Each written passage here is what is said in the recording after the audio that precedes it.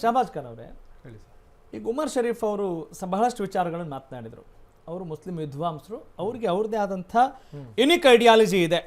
ಯಾಕಂತ ಹೇಳಿದ್ರೆ ಮುಸಲ್ಮಾನರಲ್ಲಿ ಅಥವಾ ಧರ್ಮಗುರುಗಳಲ್ಲಿ ಏನು ಸಿದ್ಧಾಂತ ಇದೆ, ಏನು ಹೇಳ್ತಾರೆ ಅದನ್ನಷ್ಟೇ ಫಾಲೋ ಮಾಡಬೇಕು ಅಂತಲ್ಲ, ನನಗೊಂದು ಸ್ವತಂತ್ರ ಇದೆ ಅನ್ನೋದನ್ನ ಅವ್ರ ಮಾತುಗಳಲ್ಲಿ ತೋರಿಸ್ತಾ ಇದ್ದಾರೆ. ಹೌದು, ನೀವು ಒಬ್ಬ ಮುಸ್ಲಿಂ ಆಗಿ ಇಲ್ಲ ನಾವೆಲ್ಲರೂ ಒಂದೇ ಅವ್ರೇನು ಹೇಳ್ತಾರೆ ಅದಕ್ಕೆ ಅಂತೀರಾ, ಅಥವಾ ನಿಮ್ದೇ ಅದರ ವಿಭಿನ್ನ ನಿಲುವು ಇದೆಯಾ ಇದರಲ್ಲಿ? ನೋಡಿ ಸರ್, ನಮ್ಮ ಇಸ್ಲಾಂ ಆಗ್ಲಿ ಕುರಾನ್ ಆಗ್ಲಿ ನಮ್ಮ ಧರ್ಮ ಗುರುಗಳಾಗ್ಲಿ ನಮ್ಮನ್ನ ಯಾವತ್ತೂ ಕೂಡ ಈಗ ಹೇಳಿದ್ರಲ್ಲ ಏಕ್ ಧಕ್ಕ ಅವ್ರದ್ದು ಬಾಬ್ರಿ ಮಸ್ಜಿದ್ ತೋಡ್ದು ಅಂತ ಹೇಳಿ ಇದೆಲ್ಲೂ ಕೂಡ ಹೇಳ್ಕೊಟ್ಟಿಲ್ಲ.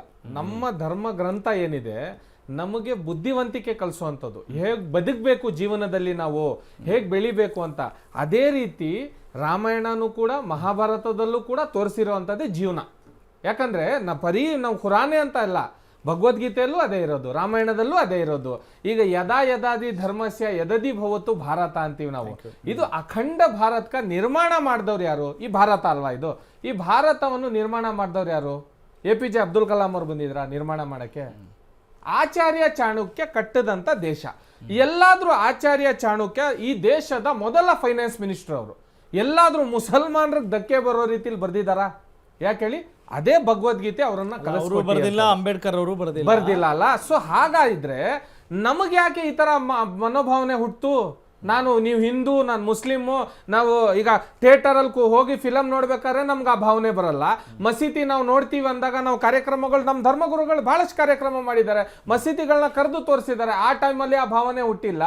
ಕೇವಲ ಪೊಲಿಟಿಕ್ಸ್ ಮಾಡಬೇಕಾದ್ರೆ ಮಾತ್ರ, ನಿಮ್ ಬೆಳೆ ಬೇಯಿಸ್ಕೋಬೇಕಾದ್ರೆ ಮಾತ್ರ ನಿಮ್ಗೆ ಮುಸಲ್ಮಾನರು ಓಟು, ದಲಿತರು vote, SC ST vote. Mostly ನಾವು ಸರಿಯಾದ ಸಮಯದಲ್ಲಿ ಈ ಚರ್ಚೆನ ಮಾಡ್ತಾ ಇದ್ದೀವಿ ಅಂತ ಅನ್ನಿಸ್ತಾ ಇದೆ. ಕಾರಣ ಇಷ್ಟೇನೆ, ಇನ್ನು ಸಾರ್ವತ್ರಿಕ ಚುನಾವಣೆ ಇದೆ.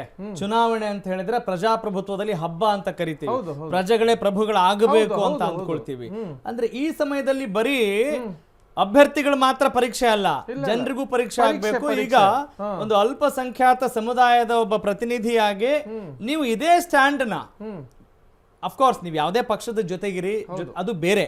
ಆದ್ರೆ ನಾನು ಹೇಳುವಂಥದ್ದು, ಈ ನಿಮ್ಮ ನಿಲುವು ಕಟಿಬದ್ಧವಾಗಿರುತ್ತಾ ಅಥವಾ ಬರೀ ದಾವಣಗೆರೆ ದಕ್ಷಿಣ ಕ್ಷೇತ್ರಕ್ಕೆ ಮಾತ್ರ ಸೀಮಿತವಾಗಿರುತ್ತಾ ಅನ್ನೋದು ನನ್ನ ಪ್ರಶ್ನೆ. ಸರ್, ಒಂದು ಮಾತು ಹೇಳ್ತೀನಿ, ನಾನು ಯಾವತ್ತೂ ಕೂಡ ಉಮರ್ ಶರೀಫ್ ಅವ್ರ ಹಂಗೆ ಮನ್ಸು ಬಿಚ್ಚಿ ಡೈರೆಕ್ಟ್ ಆಗಿ ಓಪನ್ ಆಗಿ ಮಾತಾಡುವಂತ ಮನುಷ್ಯ. ನೀವು ಇಬ್ರಿಗೂ ಕೂಡ ರಾಂಗ್ ಕಂಟೆಸ್ಟೆಂಟ್ ನ ಇವತ್ತು ಕರೆದಿದ್ದೀರಾ ನೀವು.